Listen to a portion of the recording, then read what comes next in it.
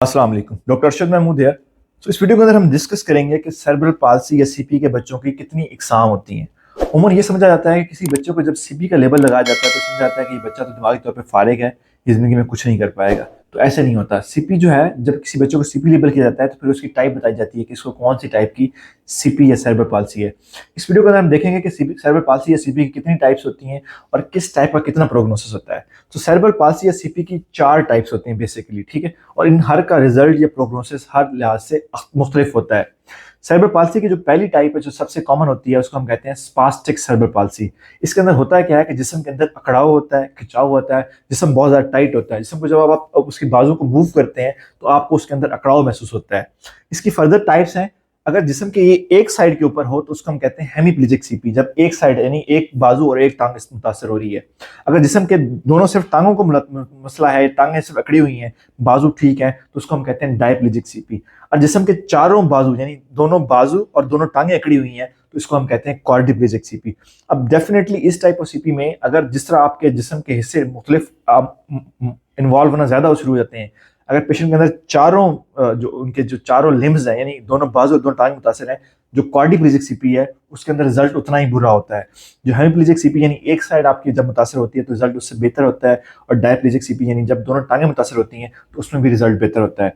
जिस पेशेंट के अंदर चारों जो लिम्स हैं, चारों जो दोनों बाजू दोनों टांगें मुतासर होती हैं, उसके अंदर वो बच्चा चल भी मुश्किल से पाते हैं, उनके अंदर झटके भी लगते हैं, उनको खाने पीने के मसाइल भी होते हैं और उनको उनके जो है वो चलने का पोटेंशियल भी कम होता है। जबकि वो बच्चे जिनके अंदर एक साइड सिर्फ अकड़ाव होता है, जिसम के एक हिस्से में अकड़ाव होता है या सिर्फ टांगों को अकड़ाव होता है, उनके बच्चों के अंदर झटके चलने के चांसेस भी कम होते हैं, उनका इंटेलिजेंस लेवल भी बेहतर होता है और ये बच्चे अगर इन पर मेहनत की जाए तो ये चल फिर भी सकते हैं, ठीक है।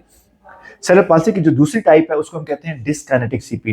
डिस्काइनेटिक सीपी क्या होती है कि इसके अंदर बच्चे के जिस्म के अंदर मुख्तलिफ हरकत होती हैं, ये बच्चे हरकत करते रहते हैं, ठीक है, जिसको हम कोरिया कहते हैं, एसिटोसिस कहते हैं। इसकी पहचान ये है कि जो बच्चे की जो हरकत है, ये जैसे ही बच्चा सोता है तो हरकत खत्म हो जाती है और जब बच्चा जागता है तो हरकत ज्यादा हो जाती है।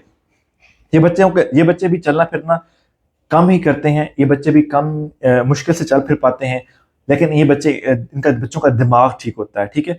क्योंकि जिस्म के अंदर हरकत होती है, जिस तरह ये हरकत जो है वो ज़बान के अंदर भी होती है, तो इन बच्चों को बोलने के मसाइल भी होते हैं और इन बच्चों को खाने पीने के मसाइल भी होते हैं। सो मेंटली ये बच्चे बेहतर होते हैं, लेकिन ये बोलने में भी इनको मुश्किल होती है, खाने पीने में मुश्किल होती है और इनके जिस्म के चूंकि से हरकत करते रहते हैं तो इनको चलने में भी मसाइल भी आते हैं।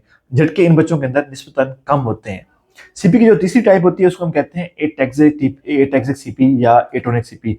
इसके अंदर हमारे दिमाग का जो पिछला हिस्सा जिसको हम सेरिबेलम कहते हैं, वहां पे डैमेज होता है। इसकी वजह से बच्चा जो है उसको चलने के मसाइल होते हैं कि जब बच्चा चलता है तो उसका जिस्म डोलता है, उसको बैलेंस प्रॉपरली नहीं कर पाता। इस सीपी के अंदर बच्चे जो है वो चल तो लेते हैं लेकिन चलते हुए उनको ये मसाइल आते हैं। बाकी मेंटली बेहतर होते हैं बाकी सीपी के बच्चों के निस्बत से और इन बच्चों को झटके भी नहीं लगते।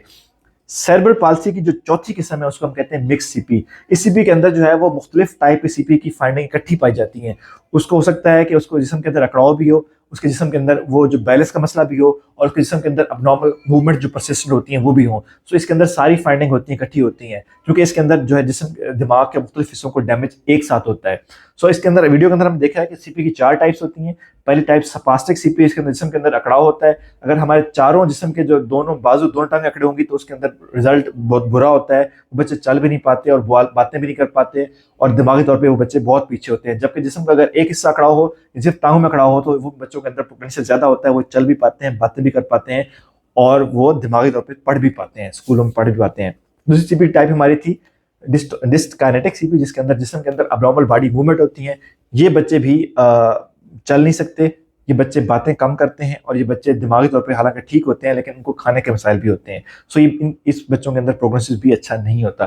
थर्ड टाइप ऑफ सीपी थी हमारी एटैक्सिक सीपी, जिसके अंदर दिमाग के सेरिबेलम या दिमाग के पिछले हिस्से को मसला था, जिसकी वजह से बच्चे चलते हुए डोलते हैं और उनको बैलेंस के मसाइल होते हैं और ये प्रॉपर चल नहीं पाते। फोर्थ टाइप ऑफ सीपी हमारी थी मिक्स सीपी, जिसके अंदर जो तमाम टाइप ऑफ सीपी हैं उनकी फाइंडिंग इकट्ठी एक पेशेंट के अंदर पाई जाती है कि उनके अंदर अकड़ाव भी होता है, उनके अंदर बैलेंस के मसाइल भी होते हैं और उनके अंदर हो सकता है कि अबनॉर्मल बॉडी मूवमेंट भी हो, जिसको हम कोरिया और एसिटोसिस कहते हैं। Thank you.